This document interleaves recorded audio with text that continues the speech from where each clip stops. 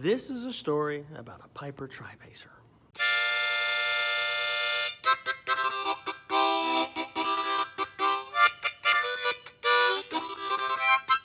There's been a lot of questions concerning how I got my airplane, Piper TriPacer, and it's a long story, but it's a good one. I hope you like it. I guess it's back in February of this year. I was trolling along Facebook, as you do, and I found this one post just popped up. It was concerning an abandoned property auction. So, well, this looks cool. It had a little, two pictures of a TriPacer. And a few days before I saw this post, me and an A&P friend of mine, we were talking about how cool TriPacers are, man. How cheap they are to maintain, how easy they are, wonderful they are to fly. You know, how cost effective they are to operate. I mean, and fun to fly on the cheap.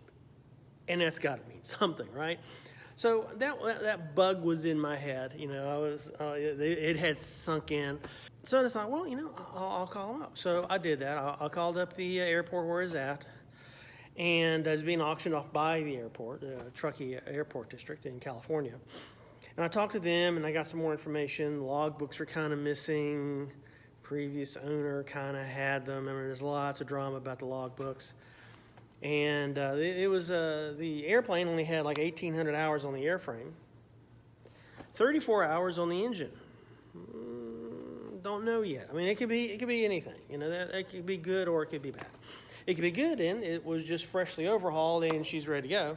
It could be bad because it was freshly overhauled. Oh, I don't know, 20 years ago, and that could be, and then it's been sitting.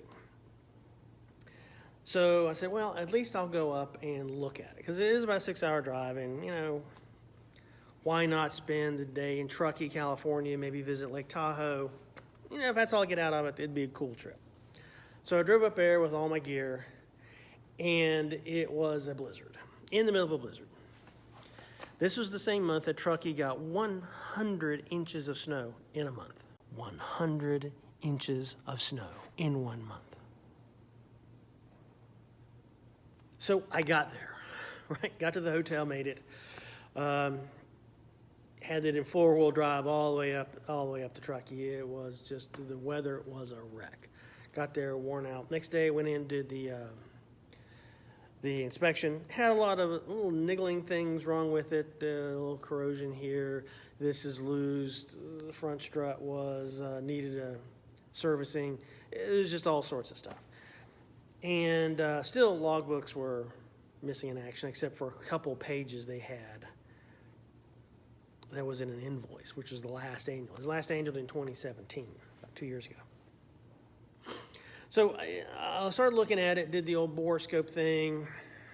There were some cylinder issues. There were some piston issues. But in great retrospect, the airplane was in really good shape. Later on, they recovered the logbooks, and I got to read through those. And the aircraft was fully restored, and the engine was freshly overhauled in 2000-ish. And then it was parked in Coos Bay, Oregon, of all places. Coos Bay. Right on the coast. Nice, wonderful saltwater environment for airplanes. But there it was. And so that was cause for concern. And reciprocating engines, one valve is always open, kids. So that kind of explained a lot of the conditions the engine was in. So I covered all the discrepancies, all the squawks with the airport.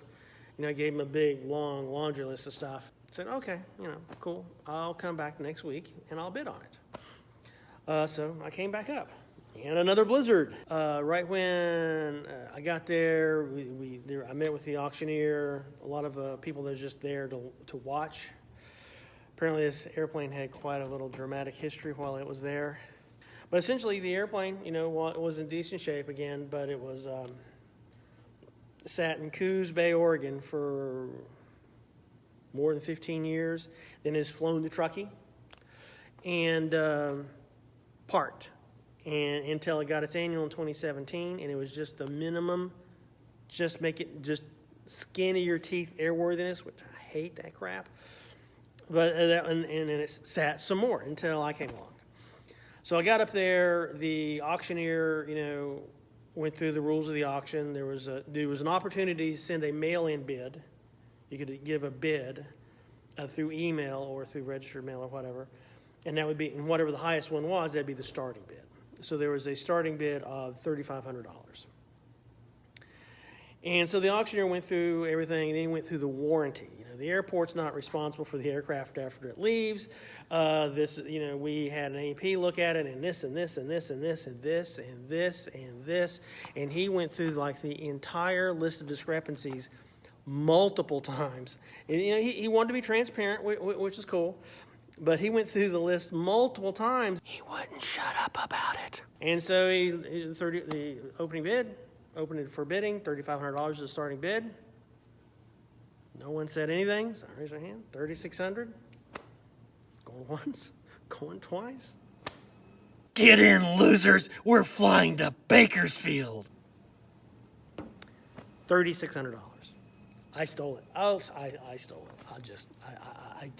Let's all take a deep breath and admit I stole it. I stole it. And I'm not even ashamed. Man, oh my God, the luck. The auction took place in a blizzard. No one could go and see it because of the 100 inches of snow in a month. And, it was not widely advertised. It wasn't advertised at all. They had a little poster in the airport lounge. Didn't even have a photo of the airplane. It was one post on Facebook. I saw it by sheer luck. I'm worried that all of my airplane luck was spent right here on this little baby. And so, it's just $3,600. Now, that was, let's just call that the base price.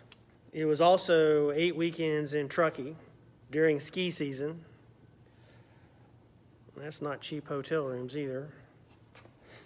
And there's a lot of work that needed to be done, a lot of the little niggling stuff. I mean, it had sit essentially for 19 straight years, set. And it's a disgrace. It really is. These aircraft are historically important. They are really good airplanes, and they deserve to be taken care of. All these vintage and antique and classic aircraft deserve to be taken care of, and they're not. In my business, I see airplanes come in all the time. Where the last log entry for the Hobbs time or the engine was during the last inspection. That is just crazy wrong to me. That's just crazy wrong to me. So anyway, I spent 8 weekends at Truckee. Got it in variable shape. Dealt with all the engine issues. Just a couple little squawks that I really wanted back in my shop to handle. And flew it down. I had a ferry pilot, also an IA, give me a second pair of eyes on it. It was great. It was wonderful. He said it flew like a champ. It was rigged perfectly. Thank you very much. And it was a lot of blood, sweat, and tears. So he flew it down. Drew, God bless you, Drew. Thank you so much. I can never thank you enough. He took a day out of his weekend to go up, help me with it. We checked it out some more. And he flew it off back to Shafter, California. And I got to drive back through California traffic on a weekend. So he was taking all of this wonderful, beautiful footage, right, on his phone, putting it on Snapchat, putting it on Facebook. Oh, look how pretty and wonderful it is. The airplane flies like a dream. I'm having so much fun up here in the air. While I was suffering on I-5. And so he arrives in Shafter, California, way ahead of me because, he's in an airplane.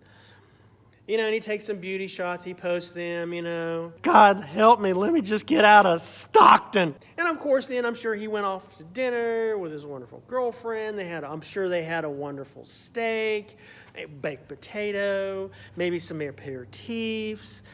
And I finally made it here, and it was done. And that's the story of the Piper TriPacer.